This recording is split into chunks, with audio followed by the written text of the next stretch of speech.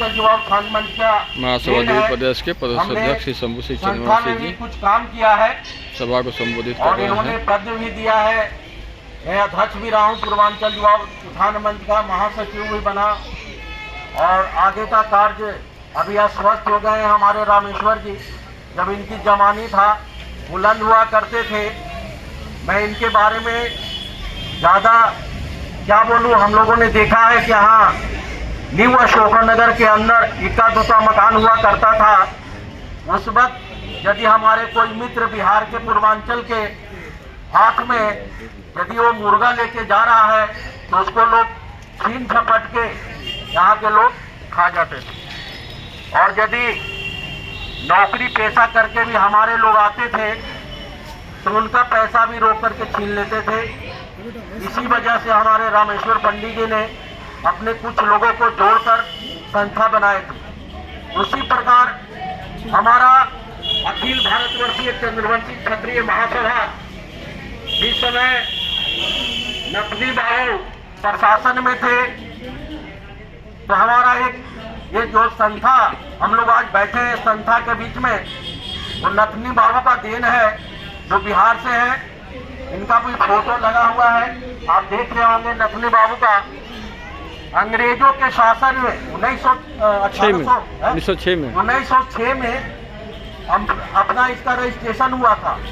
उस वक्त लोग ऐसे जो हम लोग आज मंच में बैठ के लाखों के भीड़ में हम लोग बड़ा तेजी और उत्साहित होकर के आवाज देते हैं। उस वक्त के पुराने लोगों में होता क्या था, डर के मारे एक पर्चा एक दूसरे के हाथों में आराम से पकड़ाते थे कि आपको वहां आ जाना है उस मैदान में या उस जंगल में। उस वक्त हमारे क्षेत्र में जंगल हुआ करते थे, अंग्रेजों का शासन था। 20 व्यक्ति भी उस समय एकत्रित नहीं हो सकता था। तो आज वही समाज है जो आज हम लोग खुले मंच पे भी अपना कोई भी प्रोग्राम कर लेते हैं। तो ये जैसे कि बिहार में, झारखंड में पूरा ऑल इंडिया हमारा जो महासभा चल रहा है और बीच में हुआ क्या कि जितनी संख्या बढ़ रहा है उसी प्रकार से हमारे देश में संस्था भी लोग बना रहे हैं। आज देख लीजिए दिल्ली में एक ही अखिल भारतीय महासभा दिल्ली प्रदेश का हुआ करता था। आज एक हमारा चेला ही है जो ऑल इंडिया चंद्रवंशी बना लिया और वो अपने मंच पे भी बोलते हैं कि हमारे गुरुजी तो शंभू जी हैं, हमें महासभा में लाए थे और आज दिन है उन्हीं का। अब बताओ भैया, मैं ऑल इंडिया उनका संस्था हमने बना दिया। 10 व्यक्ति हमारे समाज में से उठ कर गए और जाके ऑल इंडिया आसिया जिनको बोलते हैं वो ग्रुप बना करके अपना समाज संगठित कर लिए। अब रही बात, बार बार ये सुनने को आ रहा है कि दिल्ली प्रदेश में एक चेतना मंच हो गया। तो ऐसा बात नहीं है भैया, वो बहुत पुराना संस्था भी है जिसका अध्यक्ष हमारे राम निवास जी बहुत पुराने रह चुके हैं। 10 साल पहले, बहुत मतलब 20 साल मान के रखिए।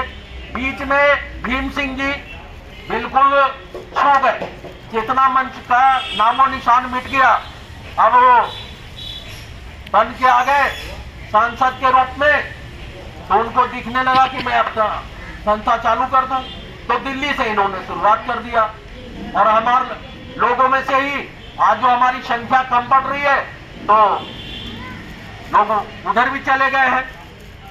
तो राम निवास जी, हमारे जगत बाबू का भी फोन आया कि आप आइए चेतना मंच पे, लेकिन हमारे कमेटी के लोग, महासभा के लोग बोलने लगे, देखिए आप महासभा दिल्ली प्रदेश के अध्यक्ष हैं, आप नहीं जाते हैं तो अच्छा रहेगा।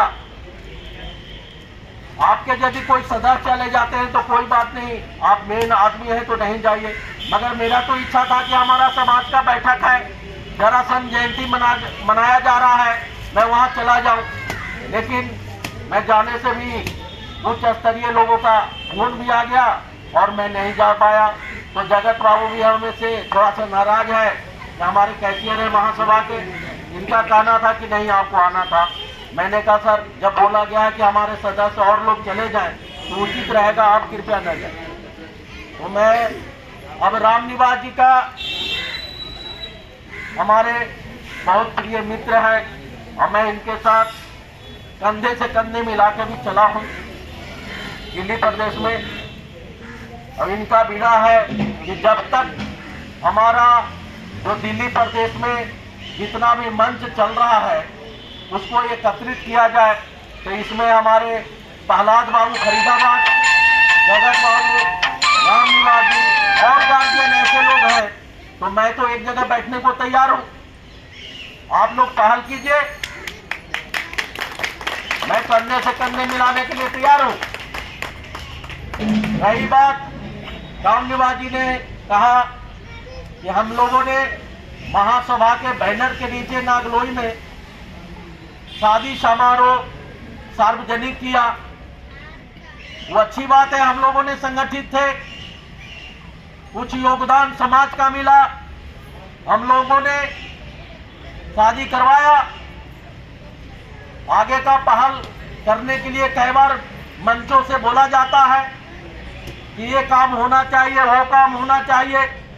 साथ में राम निवास जी ने यह भी कहा कि कोई भी प्रोग्राम, कोई भी संगठन को चलाने के लिए आपको पैसे की जरूरत होता है, आर्थिक सहायता।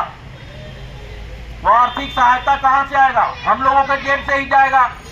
तो हम लोग वही टूट टूट के दिल्ली के अंदर छोटी छोटी संस्थाएं बना के लोग चलेंगे, तो हम लोग संगठित कैसे होंगे? हमारे पास फंड कहाँ से आएगा? हम एक धर्मशाला खरीदने की ताकत कहाँ से रहेगा? हम लोग को मेन यहीं पे सोचना है कि हम लोग कहाँ जा रहे हैं। बताइए 1906 का महासभा का जो पुराने लोग हैं, सभी लोग गांव से लेके अपने अपने क्षेत्र में भी लोग रहे हैं, तो लोग सुना ही है गार्जियन के रूप में कि महासभा हमारा कितना पुराने हैं। हमारे राष्ट्रीय कमेटी के लोग भी, आज देखिए प्रेम कुमार जी, दिल्ली में उनको एक बार मैंने ही महासभा का अध्यक्ष बनाया था, मेरी अध्यक्षता में ही प्रेम कुमार जी ने बना, वो भी बिहार में नहीं दिल्ली प्रदेश में आके उनको बनाया गया। तकरीबन 20 साल हो गया और हमने ही उनको दिल्ली के लोग मिल करके महासभा का अध्यक्ष बनाया था, और आज वो छोड़ने को तैयार नहीं है। आज भी अनलीगल चल रहा है उनका। ईश्वर सागर जी झारखंड के रामचंद्र बाबू स्वास्थ्य मंत्री के लड़का थे, उन्होंने भी महासभा का अध्यक्ष कुछ दिन रहे, और आज भी सुनता हूं कि कहीं न कहीं अपना छोटा मोटा उनका जो लगे हुए हैं लोग, वो अपना प्रोग्राम कर देते हैं। सुना कि कलकत्ता में एक प्रोग्राम करा रहे हैं, प्रेम कुमार जी भी जाते हैं कलकत्ता, वो भी प्रोग्राम करा लेते हैं महासभा के नाम पे, और बैनर उनका वही रहता है।